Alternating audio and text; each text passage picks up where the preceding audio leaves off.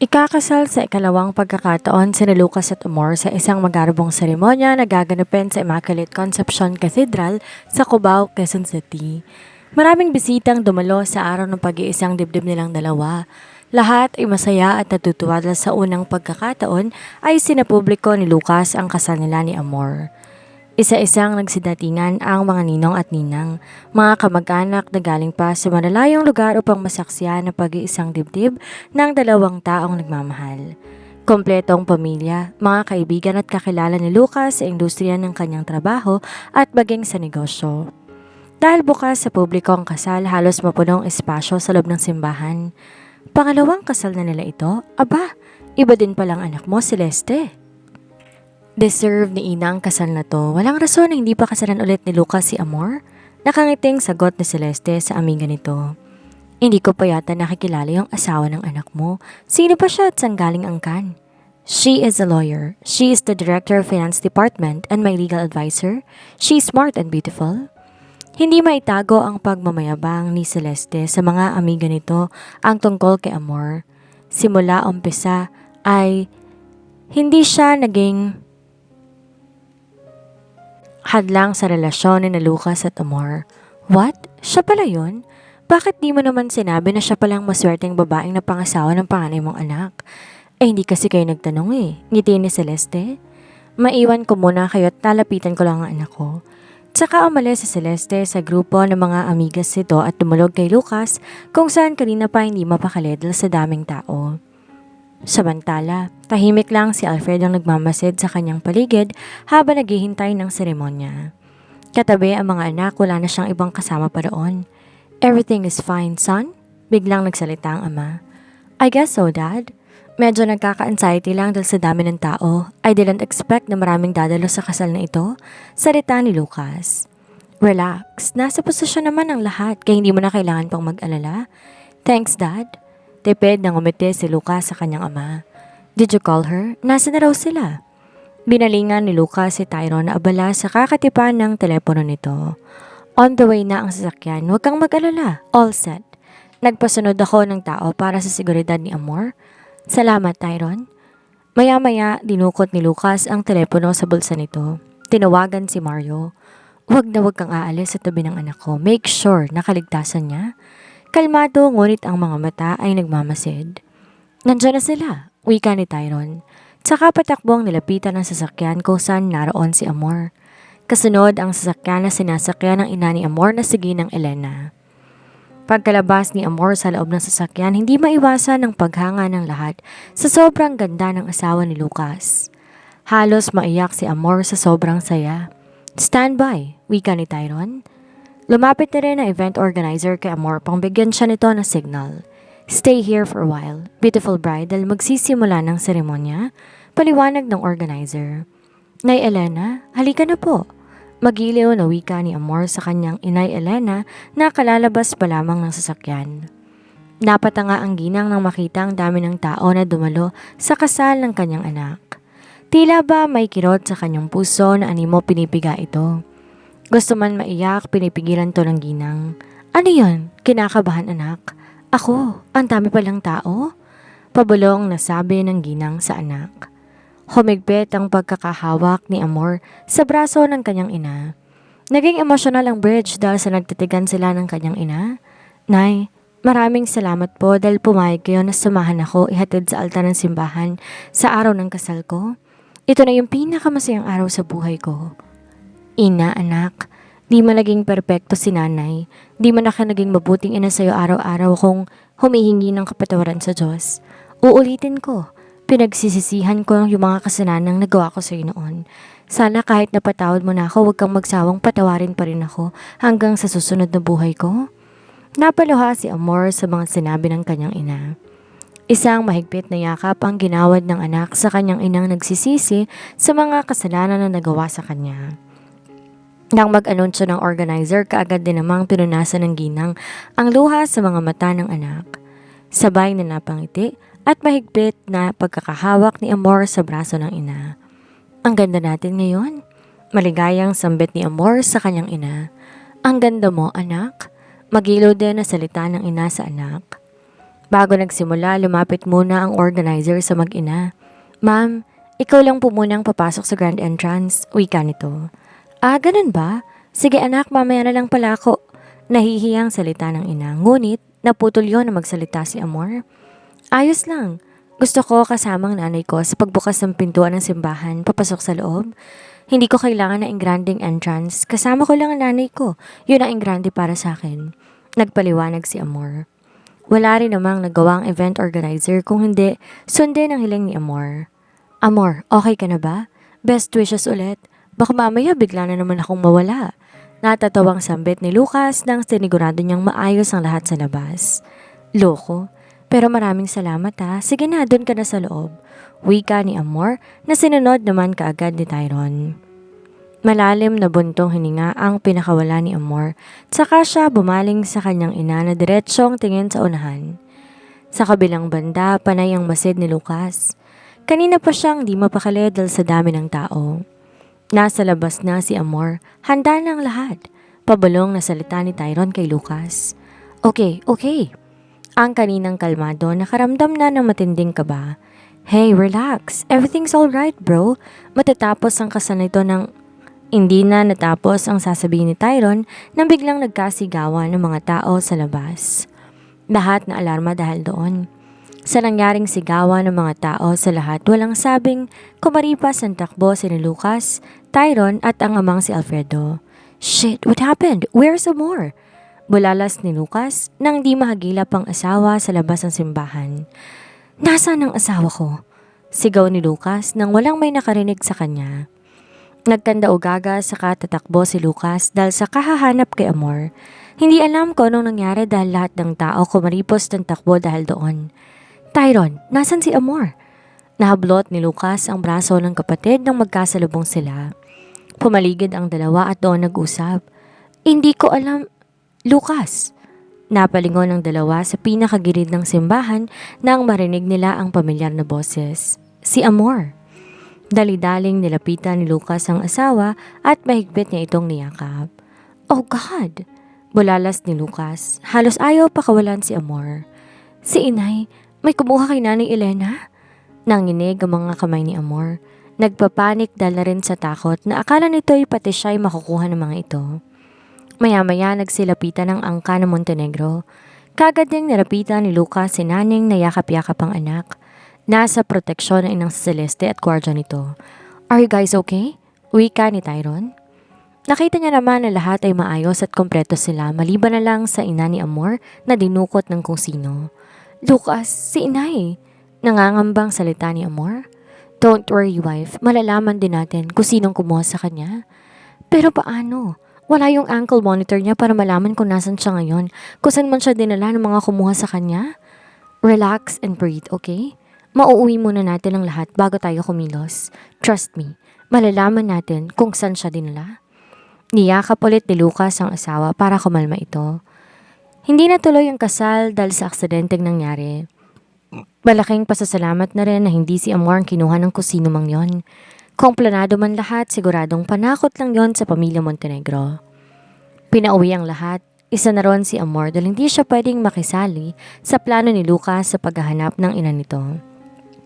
Just listen to me. Hahanapin ko ang ina mo, ibabalik ko siyang buhay sa'yo, I promise. Pero Lucas, wife, listen and trust me. Go with my mom and stay with our daughter, okay? Uuwi ako. Kami, naligtas kasamang Nanay Elena mo. Napabuntong hininga na lang si Amor sa katumango. Pinagkatiwalan niyang lahat sa kanyang asawa na maging maayos ang lahat. Nang makaalis na ang mga ito, napasinghap ng hangin sa kawalan si Lucas. Maya-maya tinapik ni Tyron ang balikat at tinanguan niya ito. Mario, na-monitor mo ba?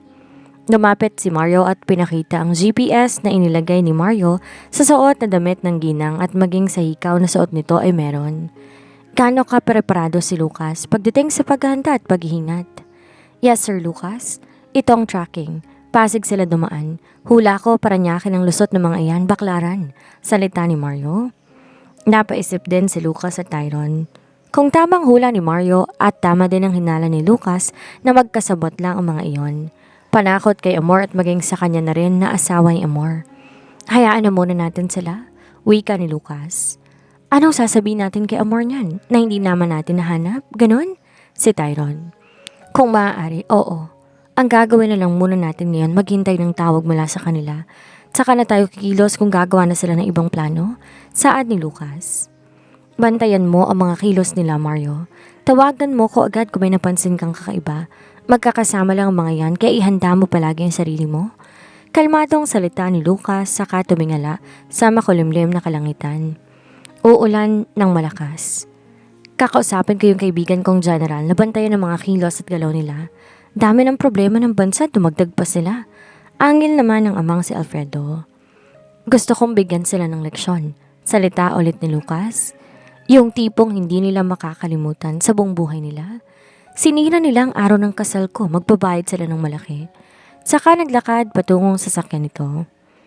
Dapit hapon na makauwi ang mag-ama. Kagad silang sinalubong ng pamilya na labis-labis din ng pangangamba sa kanila.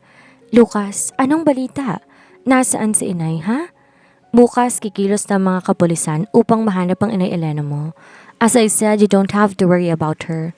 Sa pagkikita niyo ulit, dun mo malalaman ang lahat. Ang ibig niyang sabihin ay ikukwento ni Aling Elena kung paano siya dinakip at bakit ginawa nila iyon sa nanay mo. Sumingit si Tyron.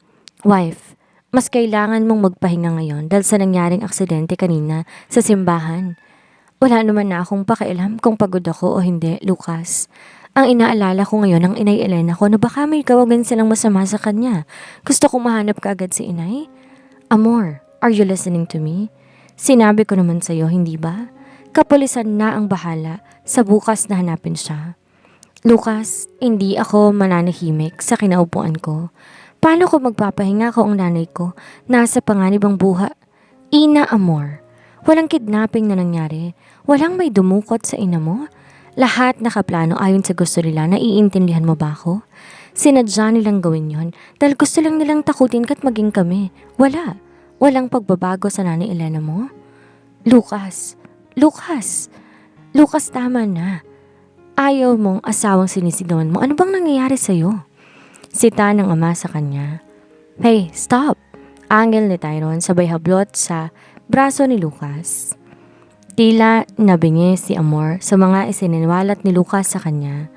Biglang nagkaroon ng nakakangilong tunog sa magkabilang tenga niya na halos wala na siyang may naririnig dahil doon. Diretso lang tingin ni Amor kay Lucas. Maya-maya ay may butil na ng mga luhang isa-isang pumapatak sa kanyang mga mata. Amor, anak? Pagpasensyal mo na si Lucas, ha? Nabigla lang siya sa mga sinabi niya sa'yo. Paliwanag ng ina na si Celeste. Nakaalala ito sa likuran ni Amor. Bagaman datapwa, tila naging manhid si Amor sa mga oras na yon. Walang may naisatinig ang babae. Nagsimula na lang siyang maglakad patungong kwarto nila ni Lucas at hindi pinansin ang mga tawag sa kanya. Maging si Lucas ay hindi nagawang sundan ng asawa dahil sa init ng ulo. Napaupo sa mahabang sofa si Lucas na nakatungo ang ulo sa sahig. Shit! Bulalas niya, sabay suntok ng kamao sa sahig na naging dahilan ng pagdurugo ng kamay. Ano na, Elena? Hanggang ngayon, kinakabahan ka pa rin na baka tuluyan ka ng mabubulok sa bilangguan? Kahit pa naman siguro magpakabait ka, hindi magbabago ang tingin ng abogado na yun sa'yo, mag-isip-isip ka. Pwede ba? Huwag mo na ako idamay dyan sa mga kaguluhan mo. Sinikap kong magbago para kay Amor, matanggap niya lang ako ulit at ituring ulit na ina niya. Ayaw man sa akin ng asawa niya, ang mahalaga yung anak ko, si Amor. Anak? Kailan mo pa naging anak si Amor? Hindi ba't mula nang kinuha mo yun sa ampunan, ni patak ng isang dugo, ayaw mo sa kanya? Alam mo bang nakilala niya ng matagal ang mga magulang nito? Ano? Hindi mo alam, no? Ano pa bang silbi na napakabait mo sa kanya, ha? Napaupo ang ginang Cecilia. Nanginginig ang mga kamay sa takot na baka lasunin ni Lucio ang utak nito at magbagong isip na sumang-ayon sa mga plano nito. Hindi pwede. Ayoko.